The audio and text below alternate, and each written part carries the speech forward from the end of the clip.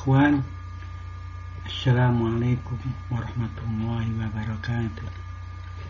Kali ini saya ketengahkan atau saya kutipkan sedikit dari fatwa atau ceramah Ustaz Adi Hidayat. Semoga bermanfaat. Teruskan, belum selesai. Dan menjadi wajib jika dikhawatirkan menimbulkan fitnah. Tadi yang saya sampaikan. Lalu beliau berkata lagi sebagai berikut. Qala masyayikhuna. Ibnu Najim berkata dari kalangan terpandang di Hanafiyah, berkata para masyayikh guru-guru kami, tumna'ul mar'atu syabat min kashfi wajhiha bainar rijali fi zamanina lil fitnah. Jika ada perempuan-perempuan muda yang wajahnya sangat begitu menarik, maka syekh-syekh kami akan melarang tampak wajahnya di kalangan masyarakat. Tadi bukan karena terlampau cantik, tapi menyebabkan banyak orang gelisah dalam kehidupan. Ya, karena itu jika dalam mazhab Hanafi sunnah hukumnya tidak mencapai wajib, tapi wajib jikalau itu menghadirkan kondisi-kondisi yang tertentu. Lanjutannya sebagai berikut. Dalam mazhab Maliki hampir sama. Hampir sama dengan mazhab Hanafi. Jadi sunnah hukumnya, tapi wajib jika dikhawatirkan menimbulkan fitnah. Jadi sama hukum antara mazhab Hanafi dengan mazhab. Nanti teruskan dulu. Kemudian mazhab Syafi'i. Awas, hati-hati. Mulai naik levelnya nih. Pendapat mazhab Syafi'i, setiap perempuan yang hadir di depan ajnabi yang bukan mahramnya, orang-orang asing yang tidak terkelindan dengan hubungan kekerabatan yang mahram dengannya, maka hukumnya wajib menutup seluruh tubuhnya, termasuk mengenakan cadar. Di cadar dalam mazhab Syafi'i, pendapat yang paling utama. Kalau utama itu berarti ada pendapat pilihan. Karena nanti ada pilihan-pilihan. Pilihannya ke bawah sunnah minimal.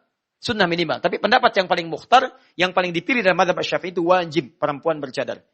Ini harus disampaikan. Ya, sekalipun saya di Indonesia ada kebanyakan Syafi'i, harus disampaikan pendapat yang terpilih dari kalangan mazhab Syafi'i itu wajib perempuan bercadar. Kalaupun ingin mengambil yang paling ringan, ambil hukum sunnahnya. Jelas ya di sini? Kalaupun misalnya Syafi'iyah ada yang tidak bercadar, berarti dia mengambil hukum yang ringannya, yaitu hukum sunnahnya. Jelas sampai sini? Dan tidak ada satupun pendapat kalangan Syafi'iyah mengatakan misalnya, mohon maaf, itu misalnya tidak ada. Itu hanya budaya saja. Itu hanya begini saja, itu tidak ada. Jadi bahkan dalam mazhab Syafi'i hukumnya wajib ditutup aurat seluruh tubuh, wajib bercadar, dan tingkat paling ringan itu sunnah. Dan ini kesimpulan terakhirnya dari beliau. Apa kata para ulama? Hukum cadar itu silahkan sunnah bagi yang ingin menggunakan.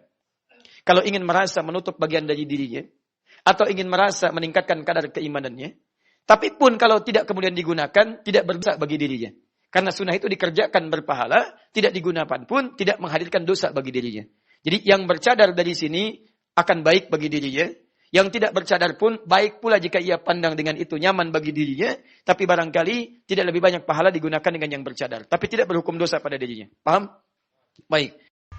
Kesan saya dalam ceramah Ustaz Adi Hidayat ini menyatakan bahwa menurut mazhab Maliki hukumnya cadar ada yang wajib dan ada yang sunnah. Bahkan dari mazhab Syafi'iyah juga dikatakan cadar adalah wajib dan itu menurut qaul yang mukhtar yang dipilih. Juga ada yang mengatakan sunnah. Beliau menyatakan bahwa yang tidak menggunakan cadar juga tidak berdosa. Ini yang perlu dikritisi. Mana ayat yang membolehkan wanita membuka auratnya? Bila wanita itu membuka auratnya, maka akan bertentangan dengan ayat waliyadribna bihumurihinna ala juyubihin. Hendaklah wanita itu menurunkan kerudungnya dari kepala kepada jaib, ke dadanya. Hal itu menunjukkan bahwa Allah merintahkan dalam surat Nur 31 itu agar wanita menutup wajahnya. Perintah Allah ini hendaknya dilaksanakan dan jangan sampai tidak melaksanakannya. Kalau dikatakan boleh bagi wanita untuk membuka wajahnya, maka berarti melanggar ayat 31 An-Nur itu. Bila menutup wajah bagi wanita dikatakan sunnah sebagai